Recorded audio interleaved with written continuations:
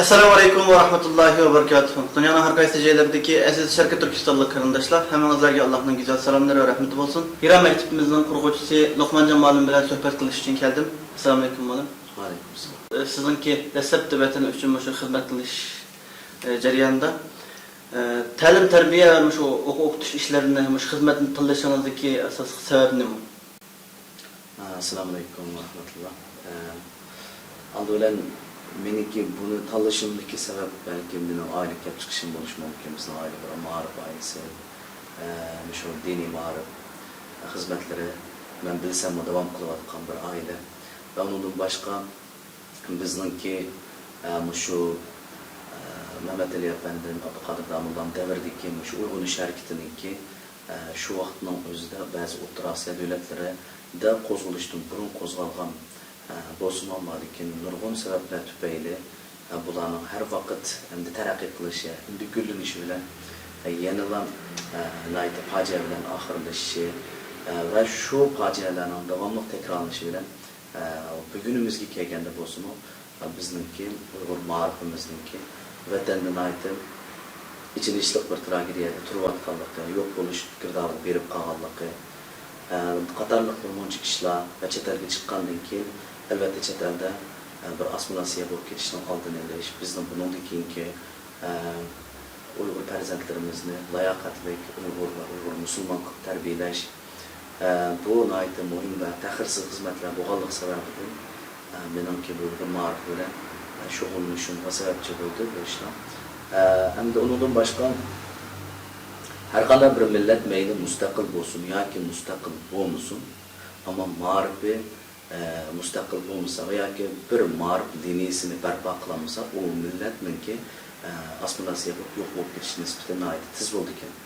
Biz masalan dunyoning nerede yashaydi, o'zimizga xos bo'lgan uslubdagi zamonga loyiq bo'lgan zamonaviy shu o'qitish metodlarını o'z ichiga olgan bir o'zimizningki milliy bir ma'rifini dunyoning nerede barpo qila olsak, biz yana mavjudligimizni saqlab qilishdan boshqa taraqqiy qila olmaymiz. Shu sababdan ozgina bo'lsin millatimizga bir to'p qo'shishni asos qilgan holatda bu xizmatga boshlab qoldik. Rahmat olsun. Endi qaragan bo'lsak, şu Şarkı Türkistanlıqlarning chet eldagi diasporada taraqqiy qilayotgan, ya'ni ish odamlari qilgan ishida taraqqiy qilib ilgarilanmagan cho'ng adamlardan aslandik adamning birisi siz. Mayli şu o'smirlar bo'lsin, yoki cho'nglar bo'lsin, her sohada, her kasblarda şu xalqimizni tarbiyalashda to'xtamasdan alg'a ilgarilab, taraqqiy qilib, kengayib, maktablar munachiga ichilib shuna taraqqiy qilyapti. Buning asosiy sababi nima bo'ldi? Bunun da mundacı degan vaqtida chet elda bo'libmi Turkiyadagi bir davlatda bizning musofirchiligimiz va yoki shundoq bir har xil ismlar bilan turayotgan vaqtning o'zida bir o'zining mavjudligini saqlab qolish, andan keyin taraqqiy qilish haqiqatan tez bir ishga. Amaliyotdan biz bu yerda taraqqiy qila olishimizdagi asosiy sabablar desak ham nurg'un sabablar bo'lishi mumkin, ammo buningdagi muhim sabablardan birisi to'xtamay tirishish, izchillik bilan g'ayrat qilish, oxirgi hisobdan bu millatga bo'lgan bir sevgimiz tufayli buningda har bir xizmat nimamizda bir samimiy bo'lish bizning oxirgi hisobda taraqqiy qilishimizga sababchi bo'lgan bo'lishi mumkin. Albatta Allohning yordami oldida shunday bo'lgandan keyin Allohning yordami bilan ve en muhimi samimiy bo'lish bilan bu xizmatga can fidoligimizni, yuragimizni, kechayotimiz atash bilan balkim biz ozgina bo'lsin taraqqiy qilaylik.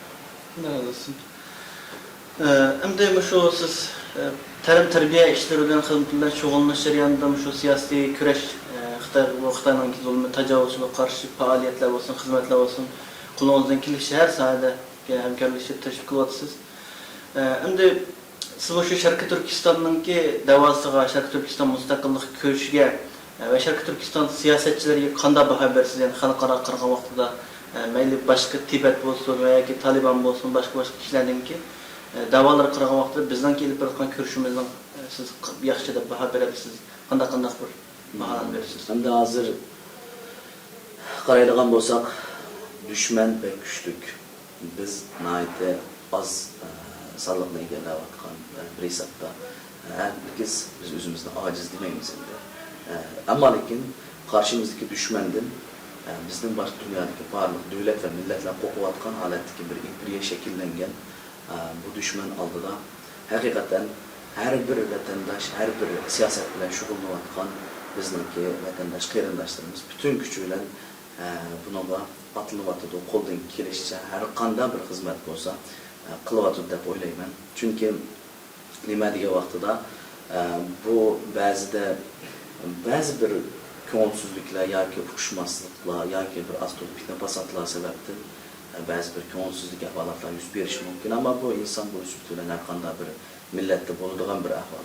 Taraqqiy qilgan davlatlarda xurafiy ishlarni aytib kelganimizga. Shunday bo'lgandan keyin har qanday bir davlatda o'ng qanot, so'l qanot, o'ngchi, so'lchi deganga o'xshash shunday bir ahvolotlar yuz berdi. Shunga nisbatan aytgan vaqtda masalan biz Turkiyada yashayapmiz. Dunyoda her qanday bir davlatdan bizningki shu da'vo kurash ishlarimizga nisbatan mayli maxfiy bo'lsin, mayli oshkora bo'lsin bizga yordam berayotgan tashkilot yoki davlatlar yo'q. Shunday bo'lgandan keyin har bir jihatda qurbatimizni yetishcha xizmat qilyapmiz. Gerçi bu bir qanoatlanib qilish to'g'ri bo'lgan bir ish bo'lmasa ham, lekin hammalar butun kuchini ishga solyapti. Hammalar butun vujud bilan tirishyapti deb o'ylayman. Alloh hammalarni rozi olsun. Nasıl razı olsun. Şimdi hazır yaxşı bir düşünce verip öttünüz.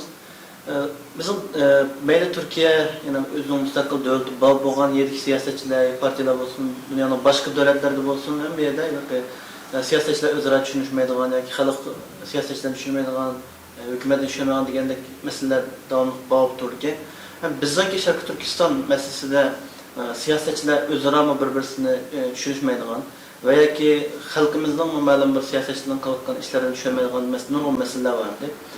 Mushu masalalarni sizcha qanday qanchada azad qilib bo'ldi? Endi bunga masalanga men bu to'g'riliq o'ylandim. Albatta balki de sirtga shunday da'vo xizmatlar qilayotgan peshqadamlarimizdan sordum. O'tganda bir Yaponiyada turayotgan, Yaponiyada shunday bir necha yildan beri xizmat qilib da'vo ishlarida shunday shug'ullanayotgan bir akımız bilan görüşüp qilib bu haqida dedim hamda bu başka milletlerin dışında nayda uşak düşek düşünüşmezlik meseleleri çıkmıken sen ular pekçe yaptık.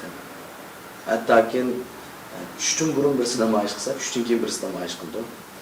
Birisini mutlak itiraf kılmaydıgan alettik ki bu şurada devlet karşı bazı bir özüne davalarını kılıvatkan teşkilatlar, partiyalar nayda mevcut. Bu nayda bazı milletler bizden bu eğer bir meselelerini şunlarda yoğurtup bergen buldu. Şuna bo'lgandan keyin bazı bir uqishmaslik meselesi de teşkilatlar bilan teşkilatlar o'rtasidagi uqishmaslik, teşkilatlar bilan xalq o'rtasidagi uqishmaslik bu ahvolatlarni hal qilishning birdan bir chorasi davomli uchrashib turishgan deb o'yladim. Chunki biz o'zimizning qalbiga kechgan har bir xato hukmni oxirida gumondan taraqqiy qilib özümüzü işindiğen bir haletki şekillendirip ekanmiz. Ameliyatda bir-birisi bilan salomlashib bakmagan nurg'un adamlar bir-birisi haqida suhbatlab, onunki qanday adam ekanligini deb berishi mumkin. Unda emasda. Andan keyin biz bir-birisi bilan uchrashgan vaqtida ba'zi bir masalalarni hal qilib ketarishimiz mumkin ekan. Ikkinchi birisi xalqning xato tushunib qilishini oldini olish uchun bo'lib qolsa, davomli har bir shunaqa tashkilotlarniki, partiyalarniki maxsus bir bayonot beradigan bir adimiz bo'lsa, har xil shunday iqlim masalalari, har xil jiddiy masalalarga jiddiy holatda bu bir qaynab bir buzilib ketib bo'lguncha yoki xalq ichida bir egizpaslik paydo bo'lib bo'lguncha bo'lganlikda haftada bo'ladi yoki yarim oyda bir qitim bo'ladi qilingan xizmatlarni doklad berish va ba'zi bir ishlarga nisbatan izohat berib turish orqali xalqni ularniki qilayotgan xizmatidan mamnun bo'lsa va tushunsa buningdagi xato tushuncha hosil bo'lmasa bu vaqtda texmi yaxshilab ketishi mumkin deb o'ylayman. Shunlashqa har bir o'zini xizmat qilayotgan davosibidagi mushlar tashkilotlarimizniki bir dona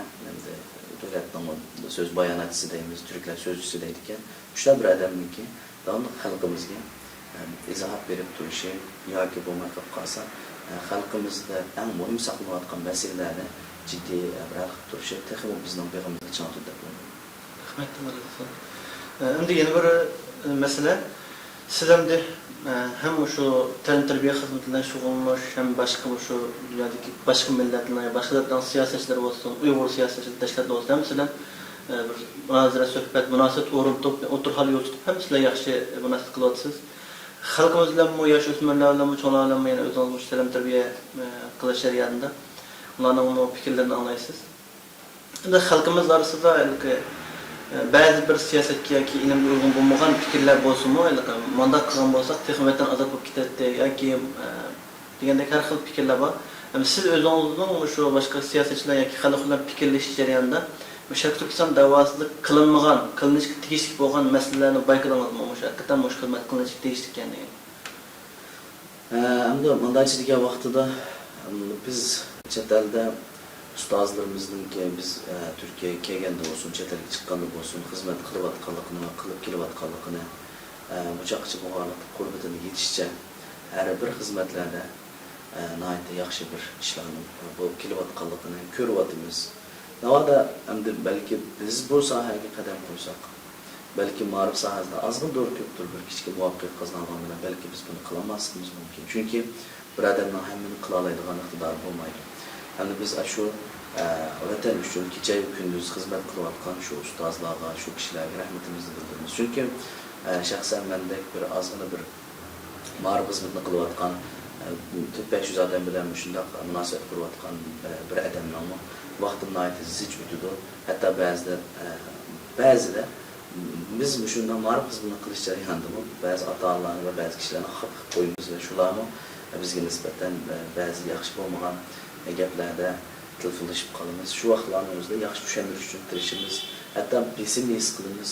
Shu vaqtida o'ylab ketaman, bu da'vo sifatida xizmat qilayotgan bu peshqadamlar naqadar bo'lganida haqiqatan bu besim ig'ir ekan deb tushunaman. Endi hozirni o'zida qilayotgan xizmatlardan biz yaxshi bo'ldi deb baho beramiz. Bundan keyin texmo tirishimiz va mushu satda qurbitimizga yetishcha bir kishilik to'pimizni qo'shimiz.